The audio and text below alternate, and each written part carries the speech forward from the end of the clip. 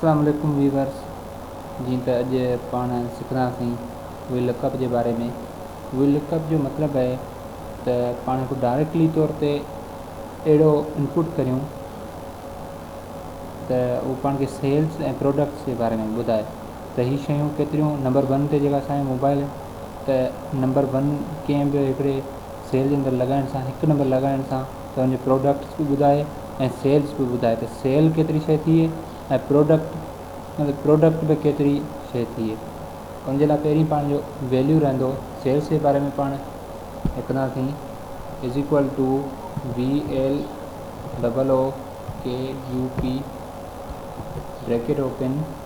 पोइ चवे थो त लुकअप वैल्यू लॻायो जेको तव्हां ख़ाली सेल लॻाईंदा जंहिंजे अंदरि पाण को अहिड़ो वैल्यू इनपुट करे सघूं, मतिलबु त जेके हीअ 10 इन्वेस्ट कयूं इन मां का बि शइ लॻायूं 8 नंबर जेकॾहिं कंहिं वैल्यू में कंहिं सेल में लॻायूं उहो थींदो लुकअप वैल्यू। त उन लुकअप वैल्यू जे लाइ ख़ाली पाण कंहिं ख़ाली सेल ते क्लिक कंदासीं, उन खां पोइ कामा, वरी चवे थो टेबल एरे लॻायो। टेबल जेका पाण जी कंप्लीट आहे उन सॼी खे सेलेक्ट कंदासीं, उन खां पोइ वरी कामा ॾींदासीं।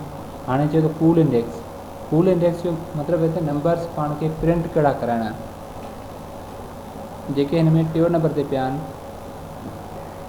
50, 25, 30 जेके सेल्स आहिनि, जेके पाण विकिरो कयूं आहिनि शयूं 50 मोबाइल विकिरो कया आहिनि, DVD 25 विकिरो कयूं आहिनि, त इहे पाण खे आउटपुट ॾेखारे। मतिलबु त जॾहिं पाण हिन वैल्यू जे अंदरि लुकअप वैल्यू जे अंदरि जेकॾहिं 4 लॻायूं त पाण खे हिते ॾेखारे त 4 नंबर साम्हूं सेल्स केतिरा कया आहिनि। उनजे लाइ लॻाइणो पवंदो। हाणे पाण 1, 2, 3 नंबर सेल्स त लॻाईंदासीं पाण 3 ऐं एंटर कंदासीं। हाणे जॾहिं लुकअप वैल्यू में हलंदासीं त पाण खे लॻाइणो आहे 5 नंबर टेबलेट त 5 नंबर टेबलेट लॻाईंदासीं त साम्हूं 50 अची वेंदी। 5 नंबर टेबलेट लॻाए पाण एंटर कंदासीं त सेल्स 50 अची विया। ऐं इन ई तरीक़े सां प्रोडक्ट्स बि प्रिंट कराइणो आहे त प्रोडक्ट्स जी कीअं ख़बर पए 5 नंबर कहिड़ी शइ जेका 50 दफ़ा विकाणी आहे, ख़रीद कई आहे या विकी आहे। त उनजे लाइ इज़ इक्वल टू साॻी फार्मूलो VLOOKUP ब्रैकेट ओपन। वरी चवे थो लुकअप वैल्यू, उहो साॻी लुकअप वैल्यू लॻाइणो आहे जेको पाण सेल्स में लॻायो उहो साॻी लुकअप वैल्यू लॻाइणो आहे। उन खां पोइ कामा लॻाईंदासीं, टेबल एरे साॻी टेबल एरे, ऐं उन खां पोइ कूल इंडेक्स।